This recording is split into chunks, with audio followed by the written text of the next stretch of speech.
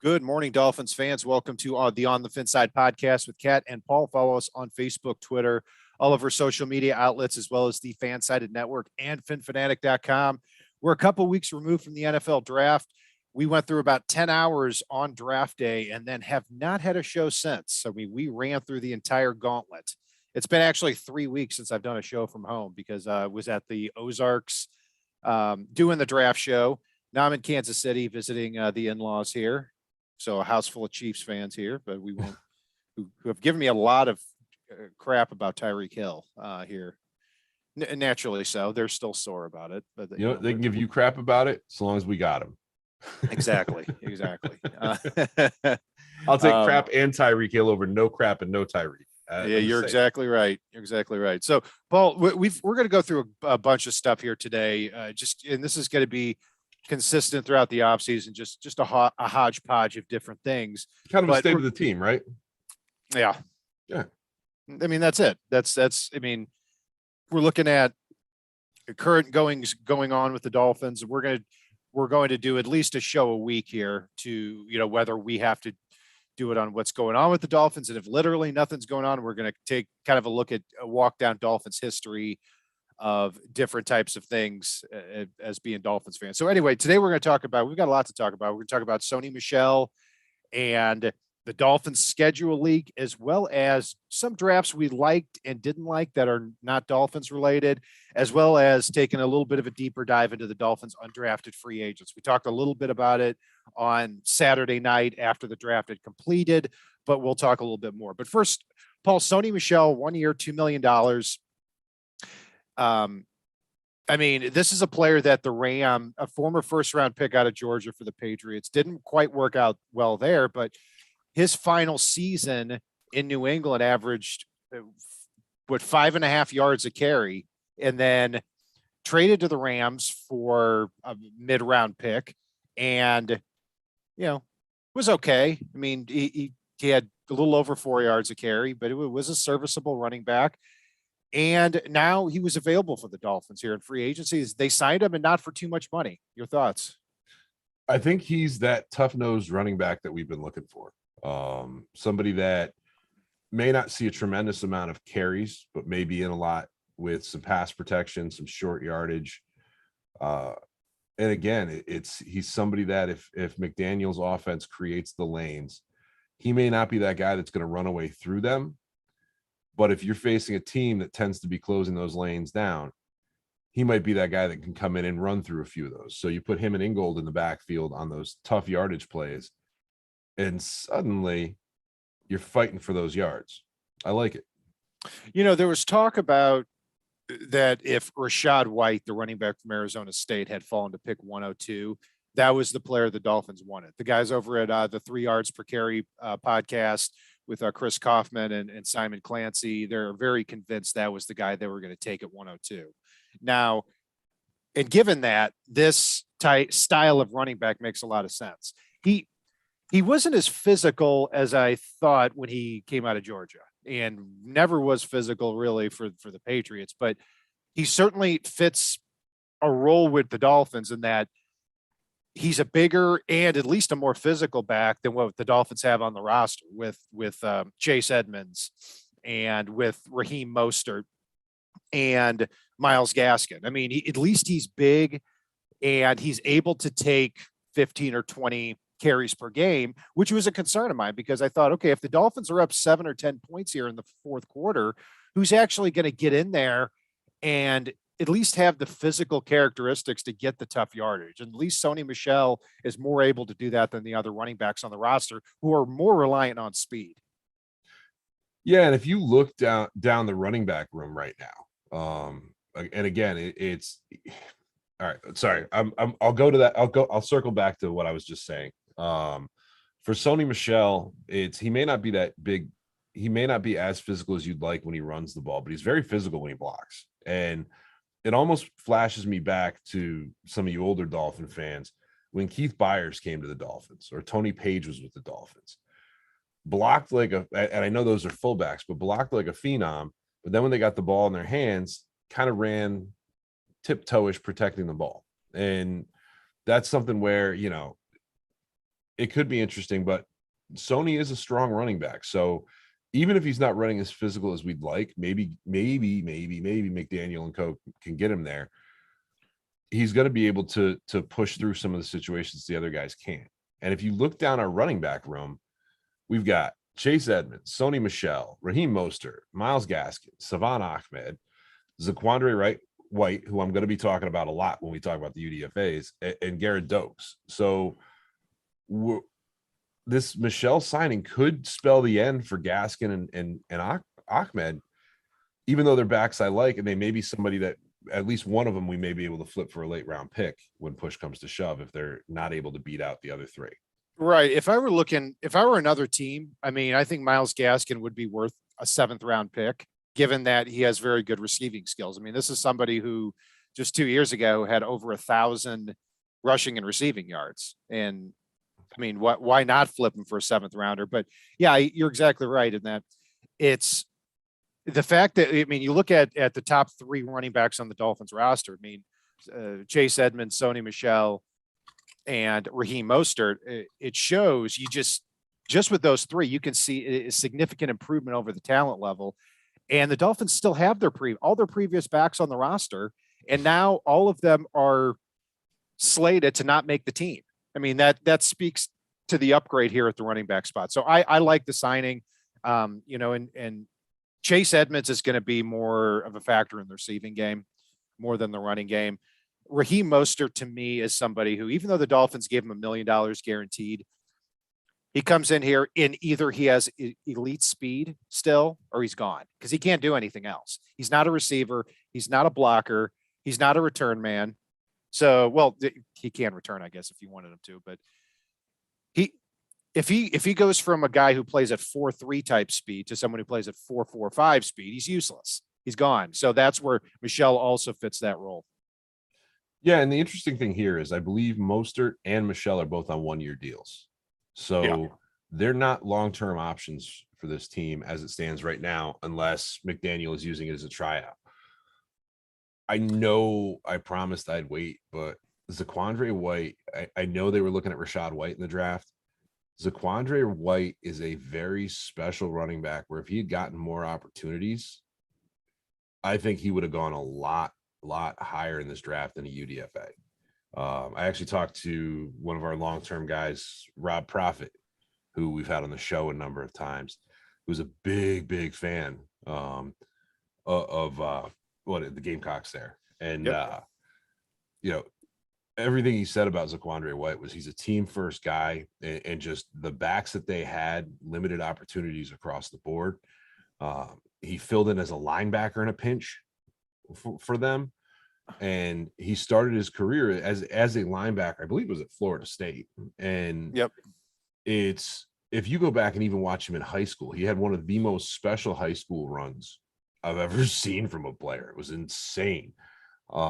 Literally broke about 14 tackles on a play and, went sideline to sideline with it. And the speed that he's got, the toughness he runs with, he strikes me as somebody out of all the UDFAs that could end up being the best, and they got some good ones. And I think he'll be in the competition for the starting running back role by 2023.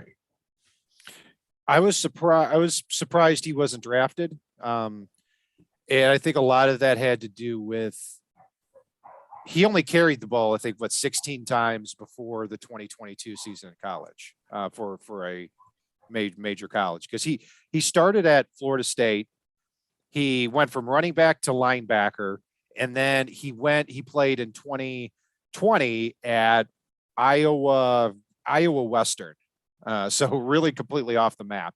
And then he went to South Carolina and he split time with Kevin Harris, who the Patriots drafted there in the 6th round. So when I looked at him, I saw somebody who had incredible burst when he had time to plant his foot and charge upfield. He actually looked to me like a smaller version of Ronnie Brown, and that how he could do that. The difference between he and Ronnie Brown is he's not as big.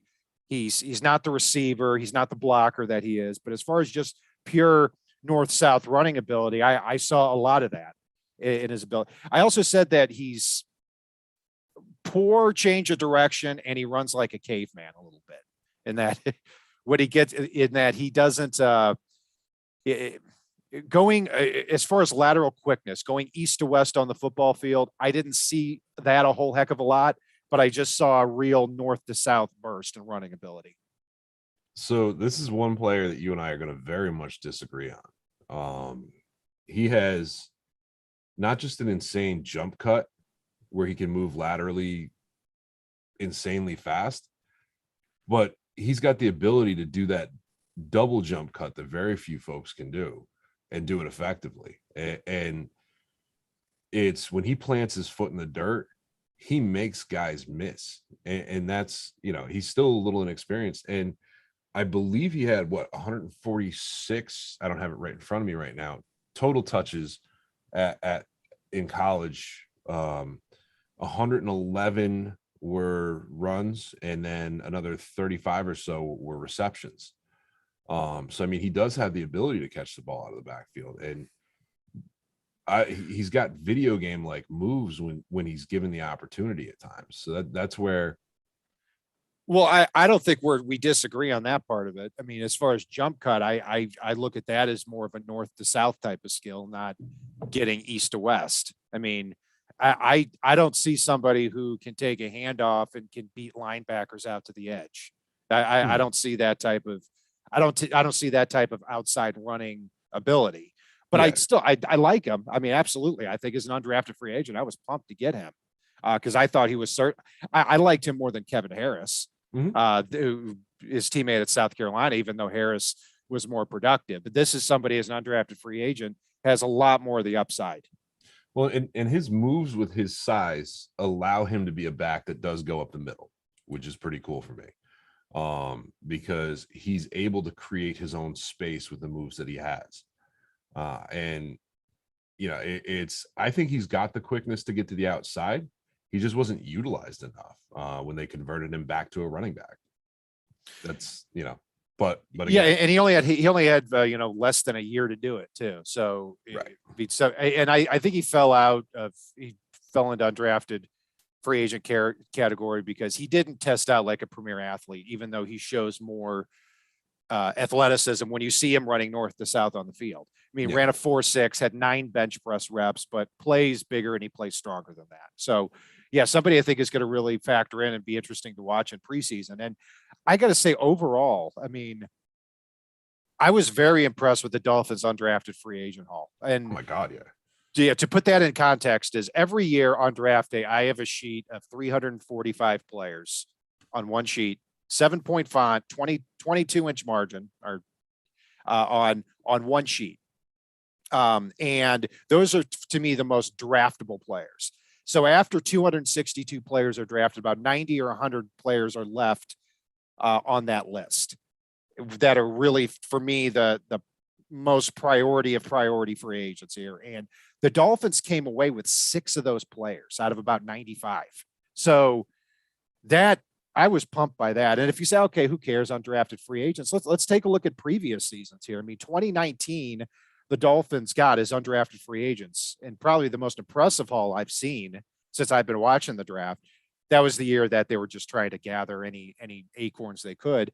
Preston Williams, Nick Needham, Patrick Laird, and also Shaq Calhoun, who started at right guard and is still bouncing around the league, but was able to start. Then 2020, they signed Benito Jones and Tyshawn Render, who were able to dress on game day a few times and were on the practice squad. And last year, the Dolphins only signed 4 overall undrafted free agents.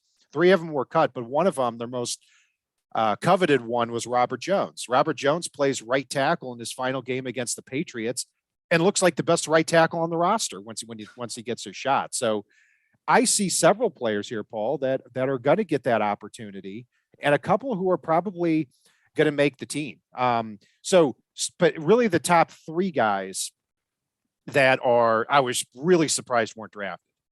First, Kellen Diesch from Arizona State, and second, Veron McKinley from Oregon.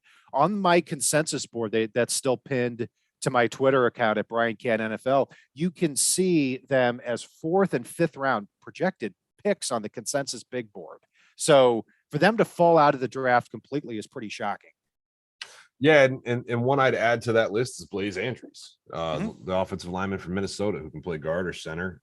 He's a phenomenal run blocker and tends to win early and drive people off the ball, which is everything you want in a Mike McDaniel offense. It's like, and that's where there are going to be a lot of intense battles, and like you said, there's probably 3, maybe 4, maybe even 5 of these guys that end up making the final roster. Like for having 4 draft picks, what Greer came away with from this draft is insane.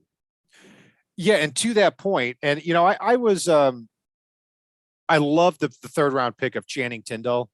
He was one of actually I was re-listening to our linebacker segment, and I mentioned him in the same breath with Troy Anderson from Montana State, who went in the second round. Tyndall, I expected to be gone, long gone by pick 102. I thought he was going to be a late second or somewhere in the third round type of pick. Goes at 102. He was second or third on my short list there. So I was elated to get him. After that, I didn't care too much for the other picks at the time. Eric Ezukama, Cameron Good, and Skylar Thompson. I like Good the most out of all of them, but I was hoping the Dolphins maybe were going to trade down with one of those picks and get a couple more.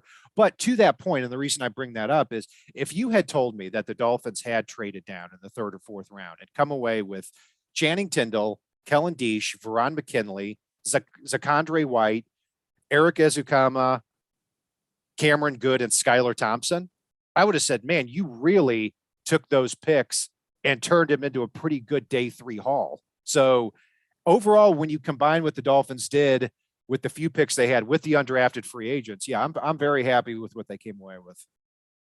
I am too, and I like the way you put that there. I mean, there were some undrafted free agents I wanted that Miami didn't get. One of them killed me because he went to the Patriots, because LeBron Ray was somebody that a year ago was being talked as a potential first rounder and fell all the way out of the draft this year and wound up going with the Patriots.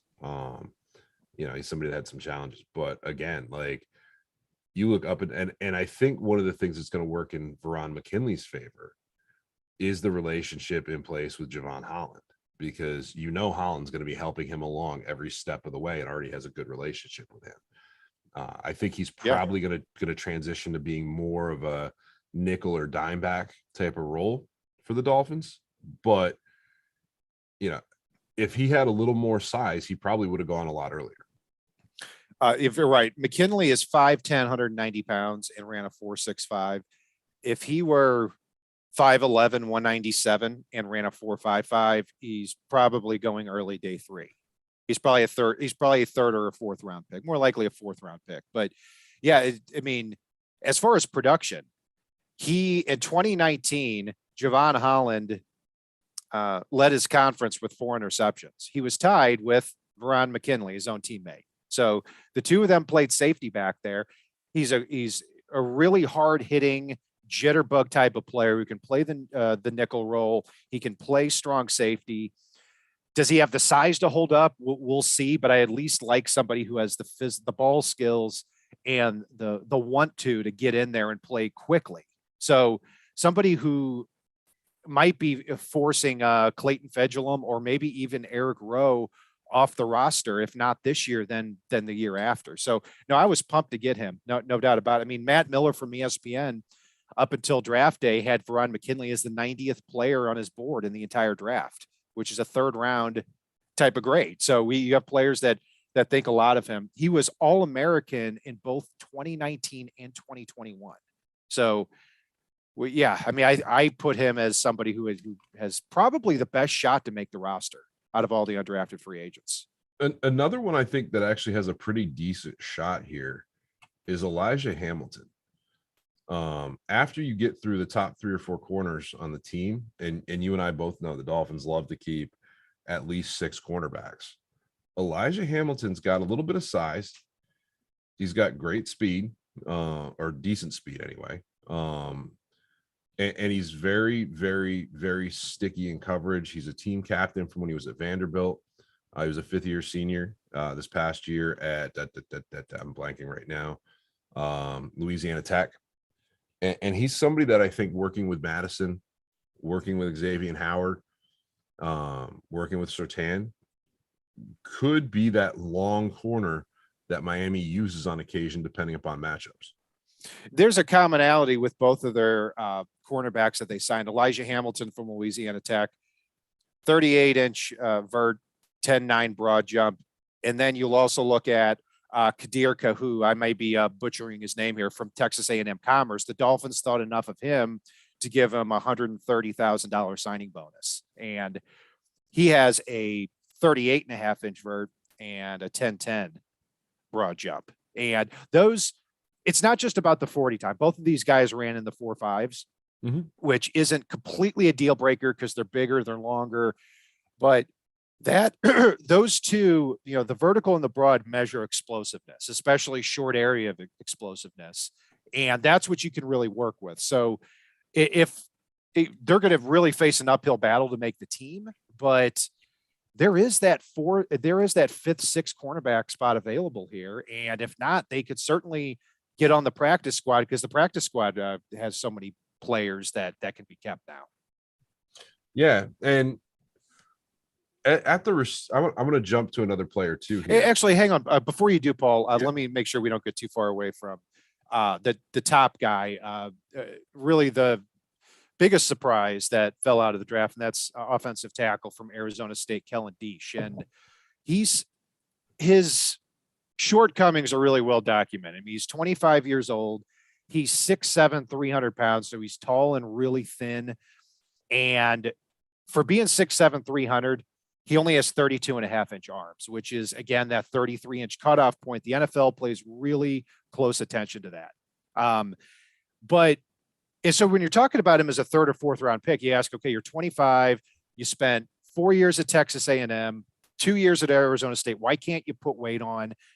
And he's also got the short arms, but he's a great athlete. And you get him out in space on screens, and you see the guy ran a 4.8 940. I mean, at 6'7", 300 pounds. So when you get him out in space, he's fantastic. And then when you talk about him as an undrafted free agent, it's easy to lose track of the fact, with the short arms, with the age, with the lack of bulk, that this guy was a really good pass protector at Arizona State. Really good. And so when you get him as an undrafted free agent, that's pretty shocking. PFF had him as the 77th rated player in the draft.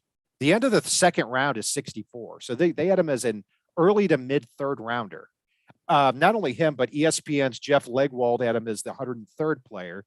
Sporting News' Vinny Iyer had him as the 102nd player in the draft. So you have three analysts who had this guy heading into the draft, leading in the days before, as a third round draft pick. So I think that's great. And also it's not too far off from Blaise Andres, like you mentioned. I mean, Blaise Andres from Minnesota, great athlete for his size, 6'6", 310, runs a 5'1". I mean, but also in college, 46 starts at Minnesota, 21 at right guard, 11 at left guard, 9 at right tackle, 5 at left tackle. And he would rotate positions even throughout the game. So my point is, Blaise Andres and Kellen Diesch would never have been even signed as an undrafted free agent with Brian Flores, because they wanted bulk so much and power in that power man run scheme. But in this scheme, where you can get them out on screens and everything, they have a shot here, not only to make the team, but if not make the team, that has undrafted, but to make the practice squad. So anyway, wanted to make sure we got that in there here, Paul. Anything else you want to add? And then we'll move on to the receivers that you were looking at. No, I think you covered it very well there. The interesting thing for me was, I believe it was Andrews actually spent some time at center, and that might be something that we see moving forward. See him make his push to make the roster. Center's the only position he didn't play. Was that? Yeah, he didn't start. And on that one. I think I don't think either one of them did. In high school, I think Andres did, and he's also really tall for that. I mean, 6'6", 310. But I don't know, he's a good athlete, so who knows? But the allure of Andres, and reason I'm surprised I was thinking of Ty Clary. Gotcha. Yeah, he's a pure center from Arkansas. Yeah. I don't think I've watched him. I don't think too much of him, to be No. quite honest. But Um, the backup center role could be a sticky spot for him potentially. yeah, I don't think he's good enough. Okay. I saw him move pushed around a lot, even in college, and I don't see the physical skills to make up for it. But we'll see. Hopefully, he surprises me. And as far as center, it looks like the Dolphins are going to stick with Michael Dieter, and there's a lot of talk with Connor Williams getting a lot of snaps at center. My only thing with Connor Williams is if you're going to have him play snaps at center, do it early. I don't want to see this rotating center left guard crap like we've seen in the past in training camp. Get that figured out here before training camp so that Dolphins can make a decision and have a cohesive 5 starting players. That's all I ask with these guys. But plays Andres, yeah, I mean, played a lot of different spots, good athlete. Doesn't have great, you see throughout the scouting reports, and it's consistent with what I saw on tape with him too, is doesn't have great contact balance. So when he goes head up against a defensive end, he gets moved off his spot a lot. But he's still a great athlete, great on screens too. Yeah. So anyway, now we'll move on. Tanner Connor. He is coming for Preston Williams' job. Does Preston Williams have more raw ability? Absolutely. Tanner Connor is a fast, big, athletic receiver that can get yards after the catch. He doesn't get the best separation on the planet, despite the fact that he's got 4.37 speed, but he's able to utilize that speed once he catches the ball and shakes the smaller defender or two that's on him. He is going to fight for that 4th receiver spot if he can get there, and if not, probably end up taking that 5th receiver spot potentially behind Eric Ezukama. So, yeah, I mean, quite possibly. And so I think it's fair to say that 4 wide receivers on the team are locks right now. Tyreek Hill, Jalen Waddle, Cedric Wilson, and Eric Ezukama, because it's really hard Ezukama may not be a lock, but it's really uncommon He's a lot. Yeah, for a mid 4th round pick to be cut healthy. I mean, it would have to be a huge mistake. Yeah, let's call him a lock. And then after that, yeah, you've got Preston Williams, Lynn Bowden, and then you've got Tanner Connor and Braylon Sanders, the priority free agents coming for those spots. I'm sure there's a few other guys there I'm missing, like River Craycraft and Sheffield, who were signed, who had played for McDaniel in the past. But yeah, Tanner Connor's fascinating because this is somebody who is a real track star in high school. I mean, somebody who won 300-meter championships. I mean, and when he got to Idaho State, he could not bench press 225 pounds once, not even once. Here in his workouts, he bench pressed 225 19 times. So it shows the strength he put on and his commitment to it. And in addition to that, at 6'3", 226 pounds, ran a 4.49. At his pro day, teams wanted to see him work out as a tight end as well. So and he's listed as a tight end on the Dolphins roster. Okay. I didn't even know that. The interesting thing too with him, and one of the things I think that makes him sticky for the Dolphins, is if you split him out wide, he is a tremendous stock blocker downfield against defensive backs, linebackers, you name it, to help open running lanes. And for those in our chat that have listened to the Mike McDaniel's sound bites where he was, mic'd up or on audio talking with other folks in the offensive rooms out in San Francisco, one of the things he always was tremendously high on was needing wide receivers to block downfield to open those running lanes up. And that's where I think there's even more chance that Tanner Connor makes his roster, especially being listed as a tight end. I think he's more the Mike Gesicki role of tight end, but who can block downfield. But he's not going to be that, line up next to the tackle every play tight end, at least not until he adds some bulk. But he could be a sneaky good sleeper there with his blocking ability. Right. And tight end is such an interesting position when you look at young players, because like we've talked about on the show, you even look at the all-time greats over the last decade. Jimmy Graham, 17 catches in college. Antonio Gates didn't even play football in college. He was a power forward at, I believe it was Bradley or Kent State, one of those two. I think it was Kent State actually.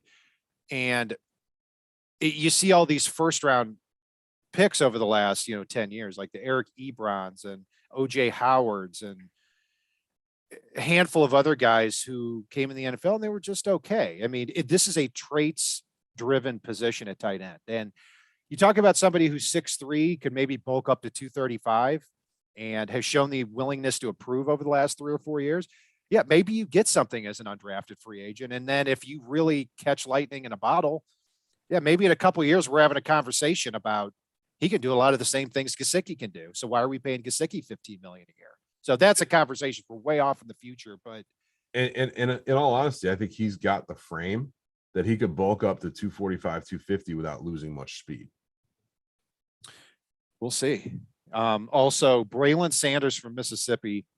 Oh, yeah. If he had that unbelievable highlight against Alabama where he's going up against Jalen Armour Davis and he reaches back and makes a one-handed catch, that makes no sense for a guy who's 6 foot, 195 pounds. Dane Brugler said he's an excellent space athlete. And I think that's really well said. He can, when he gets into his route, he can get separation very easily. He can't get his separation as well over the top, but in between zones, I think he's able to do that. And one question I have about him though is you played 5 years in college football, never caught more than 24 passes. Why is that? He was hurt a lot. He was hurt. Yeah, he was hurt a lot. You're right. And that, lots of why injuries. he fell so far. Like it's like he's one of those guys that runs so fast his body's falling apart on him. And and he's not built to take a lot of hits. So he's got to be a great space athlete to give himself a shot. But again, we're talking about like our 6th or 7th player here. We're looking at like, man, he can do a lot of things as an athlete really well. And that's why these players, we've listed off now 6 players who have the ability to step in at least physically and play on Sundays. And that's what you're looking for here out of your undrafted free agent class. Well, and looking at the rest of the class that we haven't talked about yet, there's really 2 positions here as far as what's left that we haven't talked about. And you can see a little bit of a theme with those 4 guys that are left. I'm sorry, and the punter, who actually is pretty damn good, but I don't see beating out Morstead. Jordan Williams, defensive tackle from Virginia Tech, and Ben Stilley from Nebraska, also defensive tackle. They are not your tremendous hold your ground, hold your man, hold your lane, run block or run coverage, run stuffing defensive tackles. There are both two of the defensive tackle types that are a little bit undersized, but can push a pocket and get upfield and interfere with the running game by getting penetration. But if they're wrong, they're wrong. And so they're 2 of those guys that might have a chance for one of them to, if at best at worst make the practice squad, at best make the game day roster, as somebody that could push a pocket upfield and set the table for those defensive ends and outside linebackers coming off the edge. And where that also meshes well with what we haven't talked about yet, DeAndre Johnson and Owen Carney. And I think wasn't there one more outside linebacker I'm missing here? No, you got them both there. And I agree with you there. What you said on Ben Stilley and Jordan Williams, kind of cutting that same old unselfish 3-4 defensive end types who I wasn't terribly impressed with. I mean, Jordan Williams played for Clemson in 2018 through 2020, played 1 year at Virginia Tech. Kind of more that, like 3-4 unselfish player. Fits the scheme well. I mean, Virginia Tech played the same type of defense the Dolphins play with a lot of 3-man fronts. And so we'll see on that. I'd be shocked if any of them, were to overtake a John Jenkins or anything to make the roster. Owen Carney and DeAndre Johnson, I say the same as well for that. But Tommy Heatherly from Florida International might have a shot. I mean, a Conference USA Special Teams Player of the Year last year.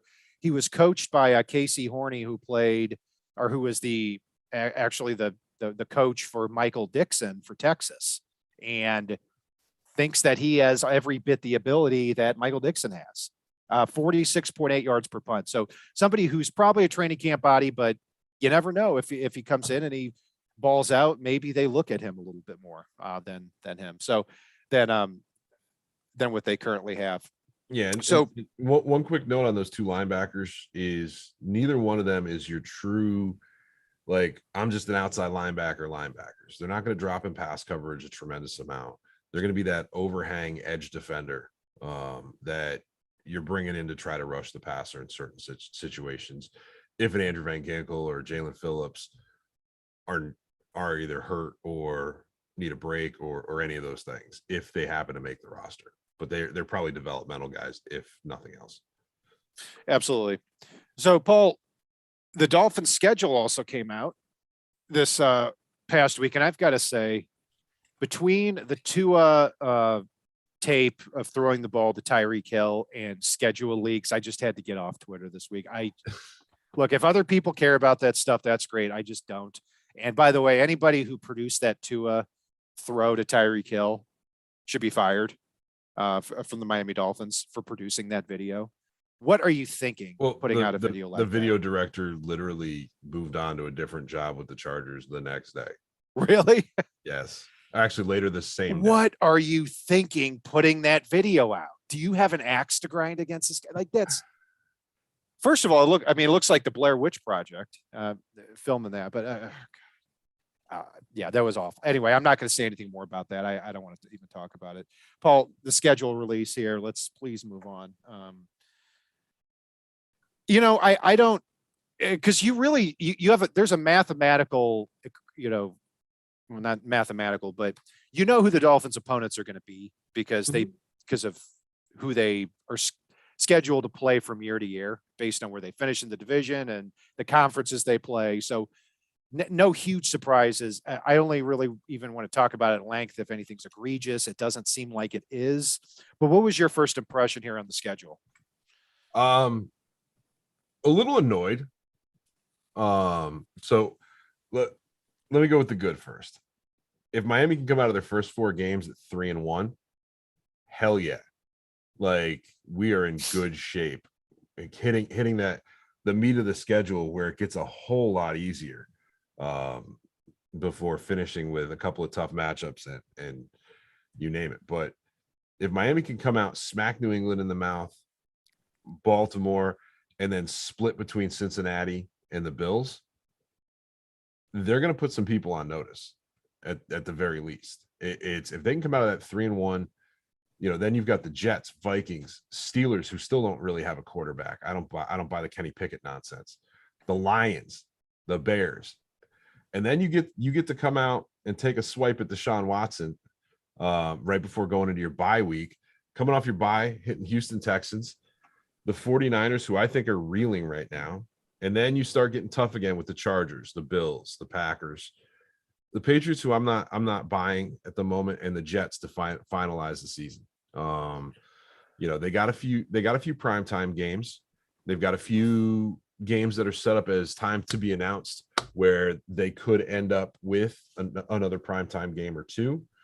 I think if they come out of the beginning 3-1, hit that middle the way they could and should, they're going to end up with a couple of games flexed even into the primetime slot, moving down the line here. But my pissed off moment was, I'm probably going to go to the Patriots game on New Year's Day.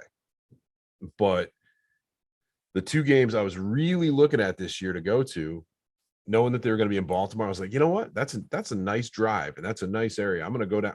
Dad and I will go down to Baltimore and check it out. Hopefully it's after November, mid-November, right? And then the MetLife takeover. I'm sorry, I got 2 kids that play football on Saturdays and Sundays, and I coach one of the levels. Like, I can't get away before late in the season for a trip like that. And Well, it's not all about you when it comes to schedule. like the just flip the home and away for the Jets, at least. Just flip the home and away. I meant through the context of what's good for the Dolphins. Yeah, well, not what's good for the Dolphins if I go. They have not lost a MetLife takeover I've attended. That's a big deal. That part is a big deal. So, but no, this is a good I might go to the schedule. Bears game. The Bears game's on Nice. November 6th. I think we're going to be out of town, but anyway, the Bengals, the primetime games are the September 29th against the Bengals at Cincinnati. That's going to be a tough one, no doubt about it. And then 2 weeks later, you'll have them on Sunday Night Football against the Steelers in Miami, which should be a really good game there. But I liked how the schedule was laid out, because when you've got the first 4 games of the season, and yeah, they're going to be tough games, but the Dolphins roster, you're hoping is going to be ready to play in week 1 through week 4. And if they can even get out of that at 2-2, I take a look at the games after that. I mean, you've got, well, the first 4 games, you got the Patriots at home, at Baltimore, Bills at home, and at Cincinnati. Yeah, that's a tough way to start the season. But the Dolphins are going to be favored in week 1 against the Patriots. They've beat them the last 3 times. And at Baltimore, even though that's a tough game, the Dolphins showed the blueprint for how to beat Baltimore. I would argue that they may have ruined Lamar Jackson's career if teams do that. I mean, so they just do the same thing you did last year. They had no answers at all. And then you've got Buffalo at home, tough game, and at Cincinnati. So even if you come out 2-2, I look at the games after that. Vikings at home, Steelers at home, at Detroit, at Chicago, Browns at home, bye week, Texans at home. You look at 2 months there, I don't see a game that I point to and say, man, that's going to be a tough one. I mean, I'm not saying that that they're going to run the table, but there's not a game there I say, man, that's going to be really, really hard to win that one. Well, and what I will say too, and MCU Drew, yes, it is all about me with the schedule. 3 things that I want to put out there is the fact that the bye week is where it is in week 11 is huge, because that's like the sweet spot to have your bye week to rest up and get ready to run down the stretch there. But also the matchups with the Bills are something I want to talk about here, because playing the Bills in that Miami heat in September is always a welcome thing.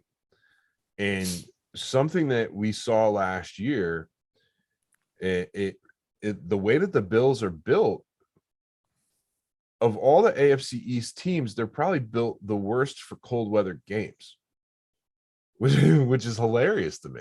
Like, and so getting them in December in Buffalo is kind of when you want them. And you want the game to be a horrible weather game, especially with us now being a run first team, because the Bills are going to pull back and try to throw it anyway. And make them, like, you look at that Pats game last year where the Pats threw the ball 3 times in that crazy wind. But the Bills are the least built for snow, and they're probably the team most likely to get snow. I agree from a running game perspective, but the difference with the Bills is, regardless of where they're playing, Josh Allen is not likely to have a football slip out of his hands, which is the case right now with Tua Tagovailoa.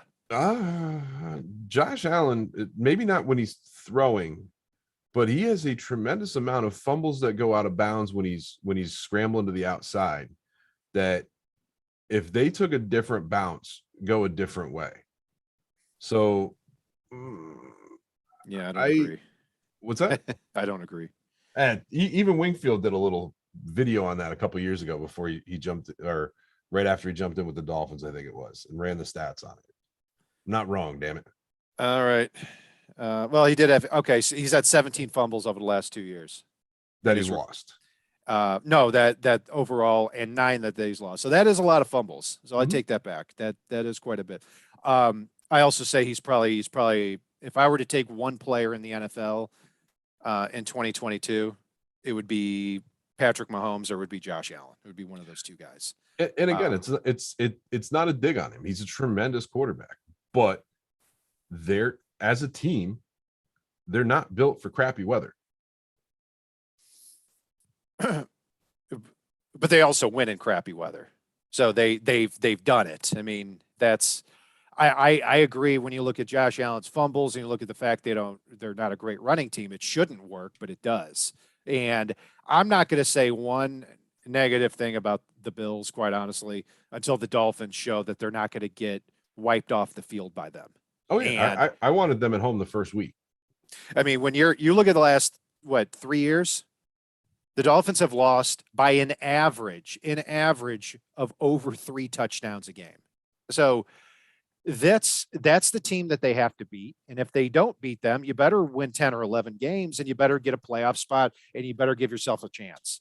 So yeah, something needs to happen. And it sucks that the Bills are in the division, because if I'm making power rankings right now, the Bills are number 1 or number 2 in the entire NFL. So that part stinks. But yeah, I mean, I look at the schedule and I think it's extremely promising, because if you start out 2-2, and then let's say in the next, let's see how many games we list, 3, 4, 5, 6, 7 games that I listed, and you go 5-2 or 6-1 in that stretch. Yeah, you set yourself up for the final 5 games of the year that are tough. And you say, okay, if we even go 500 here, we're going to the playoffs and we get ourselves a shot. So in those last several games here are tough. Week 12 at San Francisco, week 13 at the Chargers, week 14 at Buffalo, week 15 versus the Packers at home on Christmas Day, and then at New England in week 16. That is a brutal finish to the year. But hey, you could set yourself up in a spot where if you go 2-3 in those games, you could be going to the playoffs. You also face the Jets in week 17 at home. Yeah, and you know what? Miami's had a number of times over the past few years where it came down to the final game of the season. The Jets are not the worst opponent to have in that scenario.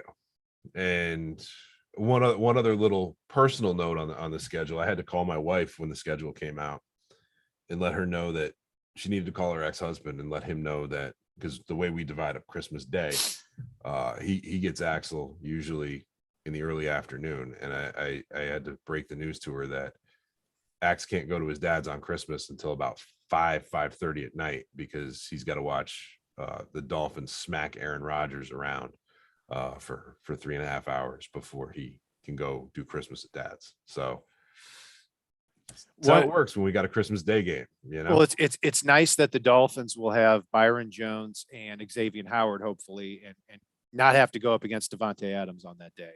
So that could be a matchup that, at least in the secondary, ends up really favoring the Dolphins there. So yeah, that's really it here, Paul. We've gone through quite a bit, and next time we're going to talk about the 53-man roster. Anything else you want to add on here before we sign off? Yeah, I saw this week, and this is just one of those interesting moments where, and this is something I thought about as well, where I'm willing to give anybody that McDaniel and company want to keep on the roster a reset button as far as it goes for who and how they are at this point, until they prove otherwise, just because there is a tremendous amount of teaching I think that these guys can run with. Sam Madison came out this week, who, we both have had plenty of time with personally, respect the hell out of his analysis, especially when it comes to secondary. And he came out talking about one particular player on this roster that I think we're all ready to hit a hard reset button on, but it gave me pause, and it's part of where this is coming from. Sam Madison basically brought up specifically Noah Igbenogany and the fact that he's one of the hardest workers he's seen, and he's very encouraged by what he's seen from him. Like the fact that he's a first in the building, last out of the building, putting in the work type of guy. So I'm very curious to see not just what we actually see from Igbenogany once the preseason hits, but also what we see from some of these players that we've been ready to cast off for a couple of years, that we've, in that scenario for the past few years, what we've run into is when they've gotten cast off, we see them go somewhere else and do well, and everyone just goes, oh, well, why couldn't they do that here? Well, guess what? You need good coaching, you need good scheme, you need good opportunities, and you need good teachers. So Igbenogany has all the physical tools in the world, and if Sam and Patrick can get to him, that might be a special kind of turnaround, and we may see other players fit that scenario. So I just want to remind folks, be ready to reset your mind on maybe 2 or 3 players that we've all been sitting around going like, dude, throw that dude on the Coke bus, leave him there and drive him out of town, please. So yeah, that's my little final thought from old Uncle Paul. Well, yeah, I mean, no, look, no Igbenogany, and the reason I think in hindsight it was not a good pick was because he had so far to come. And he was barely 20 years old when he was drafted. He was not even 20 and a half when he was drafted. He is 22 years old now. You've got, like, because of the COVID year in college football, you had like 25 or 30 players going in the draft who are a full year older than Noah Igbenogany this year. So yeah, it's good that he's putting the work in. The question is, does he have the instincts to play the cornerback position at a high level and eventually take over for Xavier Howard and Byron Jones? We'll see. I always tend to believe that somebody who's playing terribly is not going to turn into a great player, but we'll see. And he's going to have the opportunity as that fourth cornerback, that sixth or seventh defensive back, to get on the field this year. And that's a good spot for him to be in, because he can kind of marinate a little bit for this next year. And if you see improvement, then you can start having the conversation about whether or not he can be a starter. So we'll keep an eye on that. And our next show, like we said, is going to be about the Dolphins 53-man roster prediction. That's going to do it for this one here on the Fin Side. You can find us on Facebook, Twitter, all of our social media outlets, as well as the Fansided Network. I'm Brian Cat, NFL on Twitter. Paul is Fanatic_pick. And if it's not on the right side and it's not on the left side, it is on the Fin Side.